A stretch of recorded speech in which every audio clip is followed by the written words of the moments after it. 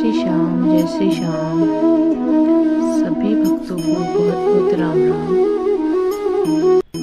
जो भी चैनल पे नए हैं, चैनल को लाइक जरूर कीजिएगा। आज हम जा रहे हैं सुनने योगिनी एकादशी व्रत कथा। योगिनी एकादशी का व्रत रखने से व्यक्ति को रोगों से मुक्ति मिलती है। साथ ही योगिनी एकादशी का व्रत करने से व्यक्ति को 88,000 ब्राह्मणों को भोजन कराने के बराबर पुण्य मिलता है। साथ ही व्यक्ति के सभी पाप मिट जाते हैं। योगिनी एकादशी के दिन विष्णु पुराण में वर्णित इस कथा का पाठ जरूर करना चाहिए। तो आइए सुनते हैं कथा। युधिष्ठिर ने पूछा, वासुदेव, आषाढ़ मास में कृष्ण पक्ष की जो एकादशी है उसका नाम क्या है? कृपया उसका वर्णन कीजिए। भगवान श्री कृष्ण बोले, नृपश्रेष्ठ, आषाढ़ कृष्ण पक्ष की एकादशी का नाम योगिनी है। यह बड़े बड़े पापों का नाश करने वाली है। संसार सागर में डूबे हुए प्राणियों के लिए सनातन नौका के समान है। तीनों लोकों में यह सारभूत व्रत है। अलकापुरी में राजधिकाराज कुबेर रहते हैं। वे सदा भगवान शिव की भक्ति में तत्पर रहने वाले हैं। उनके हेमामाली नाम वाला एक यक्ष सेवक था जो पूजा के लिए फूल लाया करता था। वह रोज फूल लाता था। हेममाली की पत्नी बहुत ही सुंदर थी। उसका नाम विशालाक्षी था। वह यक्ष काम पक्ष में आबद्ध होकर सदा अपनी पत्नी में आसक्त रहता था। एक दिन की बात है, हेममाली मानसरोवर से फूल लेकर अपने घर में ही रुक गया और पत्नी के प्रेम का रसास्वादन करने लगा। अतः कुबेर के भवन में न जा सका। इधर कुबेर मंदिर में बैठकर शिव जी का पूजन कर रहे थे। उन्होंने दोपहर तक फूल आने की प्रतीक्षा की। जब पूजा का समय व्यतीत हो गया तो यक्षराज ने कुपित होकर सेवकों से पूछा, यक्षो, दुरात्मा हेममाली क्यों नहीं आ रहा है? इस बात का पता तो लगाओ। यक्ष ने कहा, राजन, वह तो अपनी पत्नी की कामना में आसक्त हो अपनी इच्छा के अनुसार घर में ही रमण कर रहा है।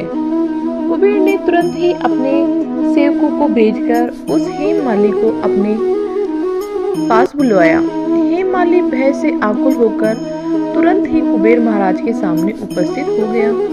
उसे देखकर कुबेर की आंखें क्रोध से लाल हो गई। वे बोले, ओ पापी, ओ दुष्ट, दुराचारी, तूने भगवान की अवहेलना की है। अतः क्रोध से युक्त और अपनी उस प्रीतमा से वियुक्त होकर इस स्थान से भ्रष्ट होकर अन्यत्र चला जा। ऐसा श्राप दे दिया। कुबेर के ऐसे कहने पर वह उस स्थान से नीचे गिर गया। उस समय उसके हृदय में महान दुख हो रहा था। कोढ़ों से सारा शरीर पीड़ित हो गया, परंतु शिव पूजा के प्रभाव से उसकी स्मरण शक्ति लुप्त नहीं होती थी। पातक से दवा होने पर भी वह अपने पूर्व कर्म को याद रखता था। उसके बाद इधर उधर घूमता हुआ वह पर्वतों में श्रेष्ठ मेरुगिरी के शिखर पर चला गया। वहां उसे तपस्या के पुंज मुनिवर मार्कंडेय जी का दर्शन हुआ। पाप कर्मा यक्ष ने दूर से ही मुनि के चरणों में प्रणाम किया। मुनिवर मार्कंडेय ने उस बहन से कांपते हुए देख परोपकार की इच्छा से निकट बुलाकर कहा, तुझे कोढ़ के रोग ने कैसे दबा लिया? इतना अधिक निंदनीय यह क्या है? यक्ष बोला, मैं महाराज कुबेर का अनुचर हूँ। प्रतिदिन भगवान शिव जी की पूजा के लिए मानसरोवर से कमल पुष्प लाकर कुबेर के भगवान में पहुँचाना मेरा कर्म था। लेकिन एक दिन पत्नी के साथ रमण करने के लिए मुझे समय का ज्ञान न रहा और पुष्प ले जाने में देर हो गई। इससे कुबेर महाराज ने क्रोधित होकर श्राप दे दिया और मैं कोढ़ से पीड़ित हो गया और पत्नी के वियोग से दुखी होकर दर दर भटक रहा हूँ। आज किसी पुण्य कर्म से मैं आपके समक्ष उपस्थित हुआ हूँ। ऋषियों का सद्भाव दयालु और परोपकार वाला होता है।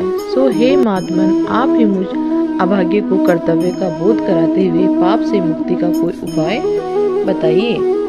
मार्कंडेय जी ने कहा, तुमने तूने यह सच्ची बात कही है, असत्य भाषण बिल्कुल भी नहीं कहा। पूरी बात जो थी वो की वो कही है। इसलिए मैं तुम्हें कल्याणप्रद व्रत का उपदेश देता हूँ। तुम आषाढ़ के कृष्ण पक्ष की योगिनी एकादशी का व्रत करो। इस व्रत के पुण्य से तुम्हारी कोढ़ निश्चय ही दूर हो जाएगी। भगवान श्री कृष्ण कहते हैं, ऋषि के ऐसे वचन सुनकर हेममाली दंड की भांति मुनि के चरणों में पड़ गया। मुनि ने उसे उठाया, इससे उसको बड़ा हर्ष हुआ। मार्केंडी जी के उपदेश ने उसने योगिनी एकादशी का व्रत किया, जिससे उसके शरीर के पूरा कोढ़ दूर हो गया। मुनि के कहने के अनुसार उस उत्तम व्रत का अनुष्ठान करने पर वह हेममाली पूर्ण सुखी हो गया। नृपश्रेष्ठ, यह योगिनी का व्रत ऐसा ही बताया गया है। जो 88,000 ब्राह्मणों को भोजन कराता है, उसके समान ही इसका फल मनुष्य को मिलता है, जो योगिनी एकादशी का व्रत करता हो। ऐसे जैसे हमें भगवान ने उस हेममाली का कोढ़ दूर किया, वैसा सब किसी का करना कहानी को कहने वाले और सुनने वाले को। जय हो एकादशी माता की जय हो।